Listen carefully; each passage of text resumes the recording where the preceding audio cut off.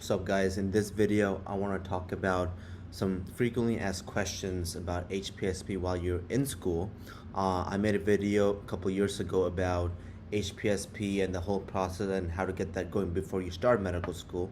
So in this one I want to talk about how things go once you're in school and you're already enrolled in HPSP and your commission and so on and so forth. All right, so let's go with that. So the first question is, when do you get your first stipend?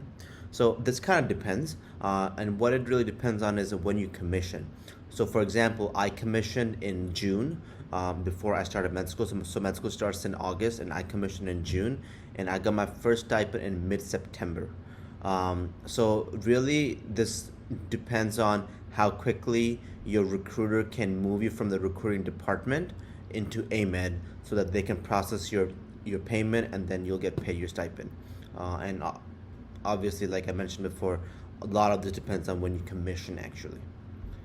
Next question, when do you get your signing bonus? So usually you get your signing bonus before you get your first stipend. So this almost makes me think that maybe the money is coming from like two different accounts or two different organizations. I'm not exactly sure on that. But to use me as an example, I got my first stipend in mid-September, like I mentioned before. But I got my bonus, the entire bonus, the $20,000 in late August. So yeah, so that's kind of like how it is. And like I said, I commissioned in June. So signing bonus should be before your stipend. And really, for the signing bonus, make sure you follow up with your advisor for HPSP. You're most likely assigned one when you first got an email, or when you first commissioned, and then you got an email with like a lot of different PDFs and everything. You're assigned advisor. So contact that person about the signing bonus, because in my experience, all that the advisor needs to do is just make a phone call to somebody in DFAS, which is the financial section of the military, and then they'll just kind of issue you your bonus. So I remember I called my advisor maybe on like a Monday, and then she said that she'll call the people in finance about the bonus, and I believe like by Friday or the Monday after, I had my bonus. So it makes me think that was like a quick phone call and they just like do it for you. Next is the reimbursements, or the cost data worksheets that you have to submit to get the reimbursement for the various things. So as you know, or you may have seen, there's many things that the Army or the military in general reimburses you while you're in medical school. And in order to be able to get those reimbursements, you got to submit something called a CDW, or a cost data worksheet. So this needs to be submitted to this one email. This is like a really super long email, and it's really annoying because they don't reply to that email. They don't give you any updates. They don't give you any confirmation. Nothing. So you just kind of like send this email with the Excel file, the CDW form Excel file to them, and you just kind of like basically left in the dark. So you have no idea when you'll get that reimbursement money back. And there's no phone number to call to ask, hey, what's going on? And if you ask your HPSP advisor, they also don't usually give you an update. It's very frustrating, but that's just kind of like how it is. But in my experience, every time you have submitted, or every time I have submitted a CDW, I've always received that payment. It's not like it just gets lost in the dark and then you never get it. You do get it. It's just frustrating that you don't know when, where, how. You just one day you just end up getting it. So to use me as an example, I submitted my first CDW in my first semester of med school in fall. Let's see, I believe it was in September, and then so September of my fall semester, and I didn't get paid until February. So that's many months later. So just to kind of give you, and in that whole time, I had no updates, no progress, nothing, no phone call, nothing. Then just one day in February, I got an email saying that your request for reimbursement is in mods and your CDW is being audited.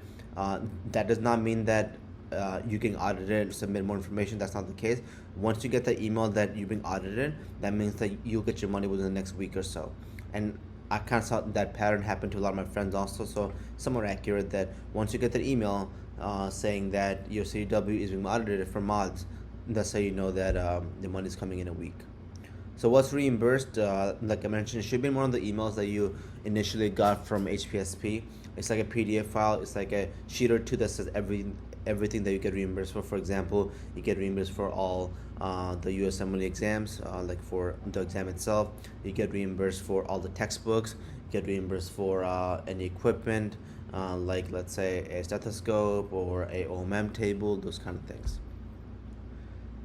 Next question, should you take out any student loans? Now, this is not financial advice, it's just my opinion, and you should talk to your financial aid office to get official answers and guidance.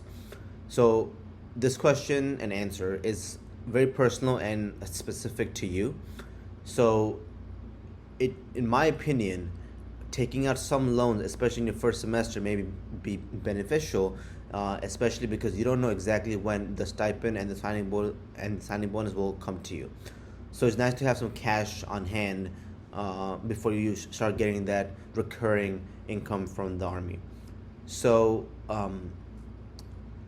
you do qualify for federal student loans even though you are in a scholarship.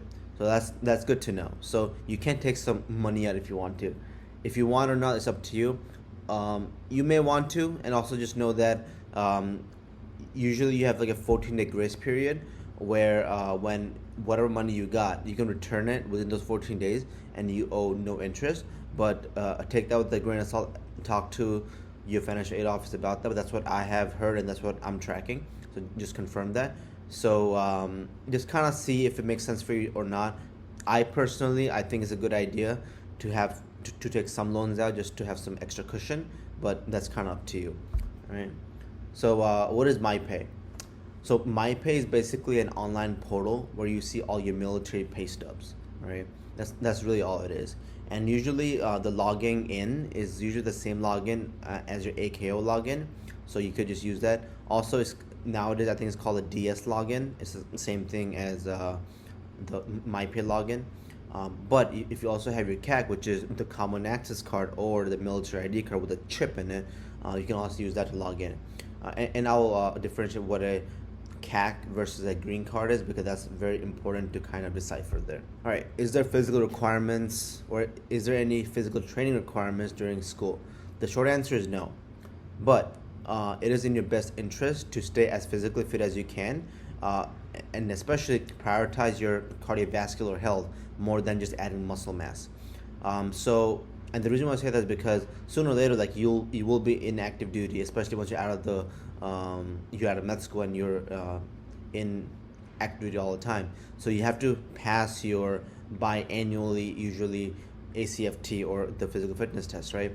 So if you are already fit, then passing these physical fitness tests in active duty is much easier than if you are not fit and you kind of like cram into getting fit. So try your best to have like a weekly schedule where you're trying to exercise and you're trying to work out and you're trying to be fit. It'll just make your time much easier when you are in training in the summer months or once you're in active duty. Now, when you do go on ADTs, especially when you go for your summer training, you will do physical training there, most likely or very likely. So during the school year, try your best to be fit so that when you do go for training over summer, it's not as bad. Again, to kind of reemphasize, focus on your cardiovascular health. So what I mean by this is like run a lot. Army loves to run, or military in general, they love to run. So the more you can run, the better you are at it, the easier your time will be when you are in training and also when you're in active duty as a physician. All right, how to get your CAC or Common Access Card. This is not a long process, but can be somewhat lengthy. So my advice to you would be that, I don't know which stage you are in your med school right now, in HPSP, but get your CAC as soon as you can, because it will just make your life so much easier. So if you can get it even before you start med school, because you commissioned before med school, like get it. If not, in your first semester, in your first year, get it as soon as possible, because with that you can do so many things.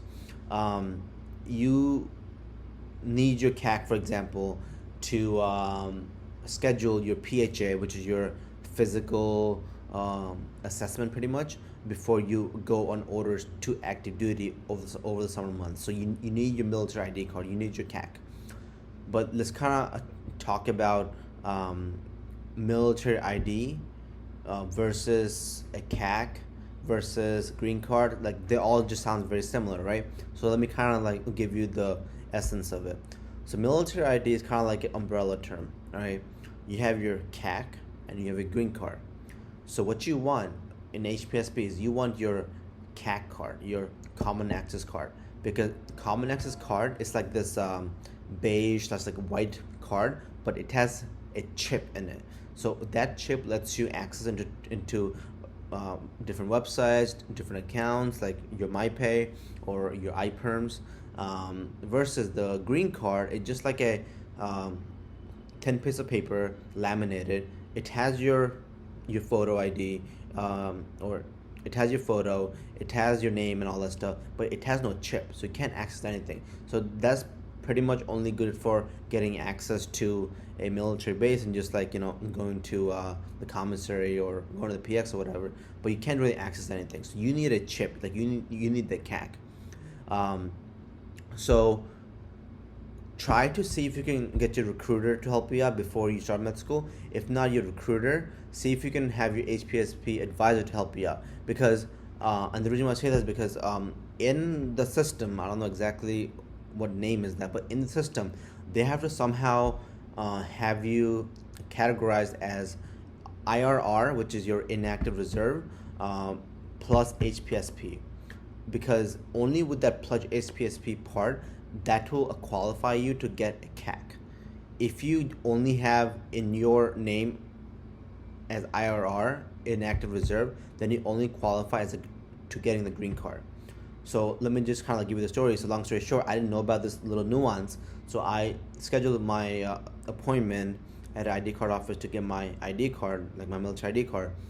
Come to find out that they can only give me a green card because in the system, I'm listed as just IRR, right? So what they told me was that, yeah, you have to contact your human resources, which is your advisor, and let them know that they have to do some magic to have HPSP or like something of the like in your name, so that when you come back for the ID card, they can give you a CAC. So before you even make an appointment with the ID card, make sure that the advisor is confirming that in their system, they have you as IRR plus HPSP, so that you can get the CAC, not the green card only. So confirm that with your advisor before you go to get your ID card. How do you make your appointment for the ID card? So for this, you have to use something called Rapids. You can just Google that, RAPIDS, Rapids. And it's pretty much like this online website, military website, where you can see what ID offices are nearby you. And then you can make an appointment online, and you can just go there and do all that. And like when you make the appointment online, like they'll have the address, the phone number, everything, what documents you need. So it's pretty self-explanatory. So just kind of use that to do that. When you do go to get your ID, again, just to kind of reiterate, before you go to get your ID, make sure that in the system they have you as HPSP and IRR. That's very important. Otherwise, you're gonna waste time. When you do go to get your ID, make sure you have two forms of ID. Student ID does not work. So, for example, I took my driver's license and my passport, and that was good enough. So usually the ID card offices are inside military bases or like installations. So you either need to go with somebody who has a military ID so that they can be your sponsor to let you in through the gate into the military installation, or if you don't have anyone like that, then you just have to go a little bit earlier so that you can go to the visitor center to get a visitor pass to enter the installation. So that's kind of like this little thing. So see if you can go with somebody who already has a military ID to just kind of like make it smoother and easier. Let's talk about the PHA, or the periodic health assessment. So what is it? So PHA is pretty much this yearly or annual thing that you have to do. It's pretty much like a physical exam every single year, so that the big armies is making sure that their reserve soldiers are staying somewhat physically fit, so that they can continue to be in the reserves and they can continue to be in compliance of their contract in HPSP and so on and so forth. And essentially, you pretty much have to have your PHA done, your physical for the Army done, prior to you getting your orders for the summer. And mind you, the orders for the summer is when you're in active duty. That's when you get the active duty salary. All right. So for the PHA, you pretty much have to. So nowadays, so when I first started med school, it was LHI, logistic human something, but nowadays it's a QTC, quality training, something like that. Anyway, so QTC is the new way to get your PHA done, your physical done. So essentially, you have to do some questionnaire online in mods first, and then you pretty much call QTC, and they will see that you have your questionnaire done online, and then they'll help you make an appointment with the physician for the physical. That's kind of how it works. There's like a lot more nuances and like how to set up your account and all that. I'm sure you got a lot of emails about that, but pretty much just know that you have to get your PHA done before you get your orders for the summer. And to do that, you have to fill out some things in MedPros or in mods for the physical, and then you call QTC and you do that. Before all of this, you need your CAC, right? Because when you do this, they will need your DoD ID number, and behind the CAC, you have your DoD ID number. So that's the main crux of this whole thing. You need your CAC as soon as you can, as soon as possible. Summer training orders and PHA. So you won't get your summer training order until you submit your PHA documentation, which I already talked about. And usually you get your orders about 30 to 60 days prior to your report date, right? So a month to 2 months before, usually. But I have personally even received my order like legit 2 weeks before. So kind of your mileage may vary. And your orders, it pretty much is ordering you to go to a certain location for some purpose, right? And in that orders, it will have all your instructions, right? So it will say like, this is the day that you have to be there. You can rent a car or not. This is the instruction on how to book a ticket, like a plane ticket. You should call this number to do X. You can do this number to do Y, whatever, right? So orders are typically page to 2 page for HPSP, but just know that orders can be as big as like 10 pages. I remember when I first commissioned back in 2015, and my first station was in Hawaii. My orders was like literally 10 pages because you're going Oconus, which is outside of the continental United States. So like there's more instructions, right? So like you gotta ship your car, you have to like do your lodging, you have to like move your household goods and so on and so forth. So that's kind of the whole orders thing. So it just has all your instructions in it. So what's with the mods portal? So today is August 4th, 2023, and as of today, mods is not accessible from non-military, non-government computers. So you can only access it when you're kind of like in the base, in the installation, using those computers there. So what that means is that a lot of things that you should be able to easily do, like for example, submit your CDWs, your residency application, those kind of stuff through mods you cannot do from home right now.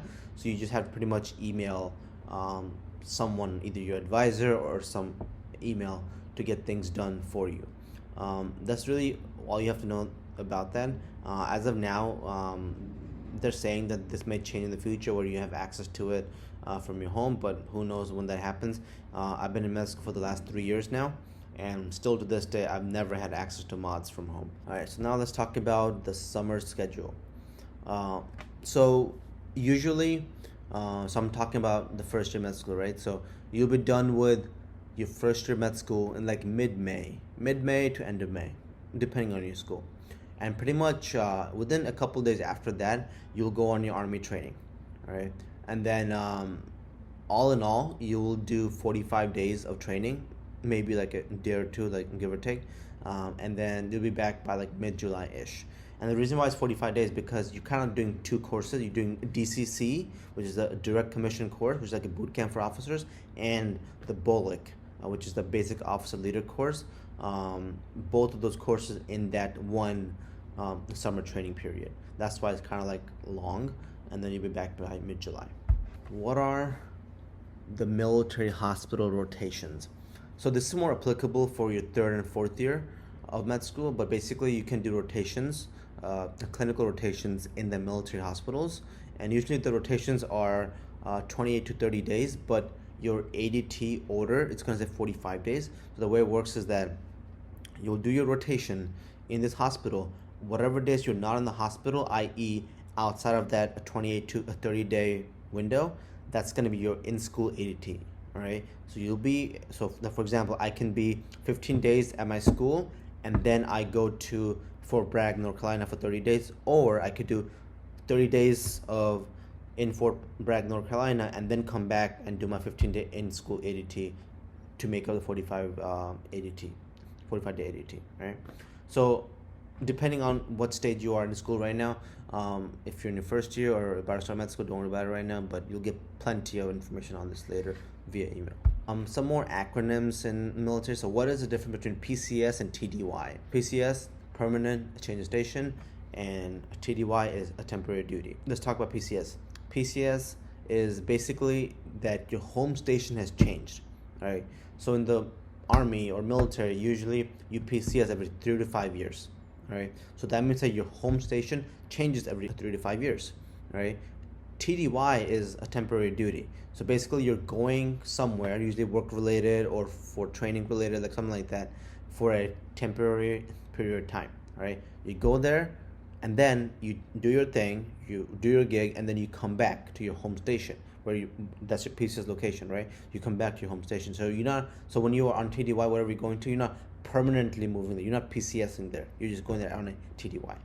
What is iPerms? Next question. So iPerm is pretty much this cloud where all your administrative documents are stored, like your birth certificates, your Army contract, your passport scans, so on and so forth. So they just pretty much scan all the documents and just upload it there. And usually you need CAC to access it, or you can also use your DS login to access. So you don't necessarily need CAC, but sometimes you do. It's kind of like weird to explain because sometimes you'll try to log in with your DS login, doesn't work, but if you have a CAC, it works. Sometimes the login just works like the DS login works and you don't have to use your CAC. So have your CAC, bottom line. What is HRC? HRC is Human Resources Command. It's basically your everything administrative hub. So they are the organization that do all the admin stuff, and through HRC website you can access your documents like iPerms and so on and so forth, and typically everything through HRC needs a CAC. Question: what does being a profile mean? So being a profile means that you have a medical condition like a sprained ankle, fever, broken bone, etc. So a temporary profile means that your medical condition will recover by a certain date and you'll be back to normal activity soon after that. For example, let's say you sprained your ankle, right? You are on temporary profile for maybe a month, right? That means that for a month, you can't run or you can't walk fast, you can't rock march, those kind of things, right?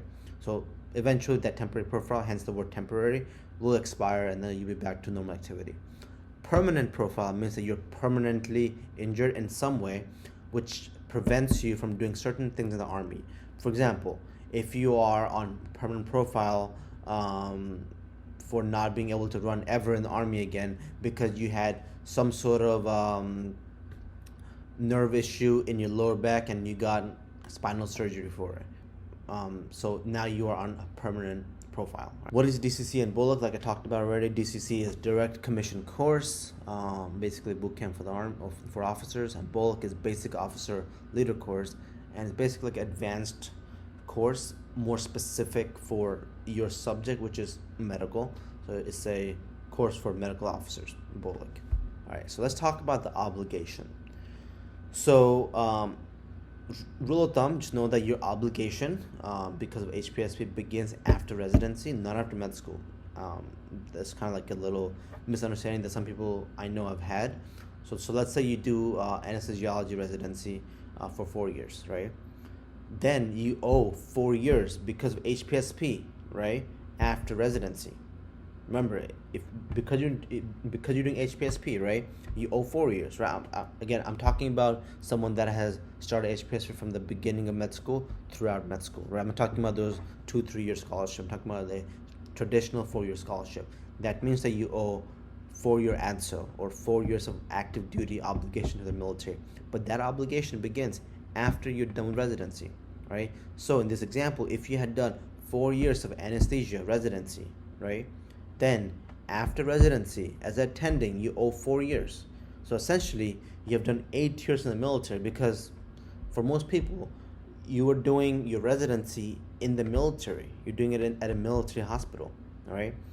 So 4 years, in this example, 4 years anesthesia residency at a military hospitals. Then you do your obligation, so it's 8 years total, okay? But it's 4 years as attending, but that's your obligation that you're doing for HPSP. One caveat: if your residency is longer than 4 years, all right, then you owe the same amount of years as the residency years for as attending. All right. For example, if you do general surgery residency, which is typically 5 years, all right, then after residency you owe 5 years, not 4 years. You owe 5 years, because now your residency length, amount of years, superseded 4 years.